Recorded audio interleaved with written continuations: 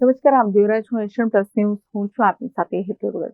છોટાઉદેપુરથી ગોંડલ જતી એસટી બસને અકસ્માત નડ્યો હોવાની માહિતી સાંપડી રહી છે, જેમાં કવાંટના ખાંડણીયા ગામ પાસે આ બનાવ બન્યો છે. છોટાઉદેપુરથી ગોંડલ જતી એસટી બસને અકસ્માત નડ્યો હોવાની માહિતી સાંપડી રહી છે, જે પ્રાપ્ત માહિતી અંતર્ગત કવાંટના ખાંડણીયા ગામ પાસે આ બનાવ બન્યો છે. આઈસર ટેમ્પો અને સરકારી એસટી બસનો અકસ્માત સર્જાયો છે. તો એસટી બસ ગોંડલ જઈ રહી હતી તે દરમિયાન આ બનાવ બન્યો છે.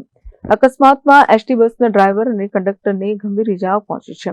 તો આઈસર ટેમ્પોના ડ્રાઈવરને બોલ્ટ કાપી બહાર કાઢ્યું છે અને ગંભીર ઇજાઓ પહોંચી છે. એસટી બસના સવાર 2 થી 3 મુસાફરોને પણ સામાન્ય ઇજાઓ પહોંચી છે. તો એસટી બસ અને આઈસર ટેમ્પોમાં મોટા પાયે નુકસાન થયું છે. ઇજાગ્રસ્ત બનેલ એસટી બસના ડ્રાઈવર અને કંડક્ટર હોસ્પિટલ ખસેડાયા છે.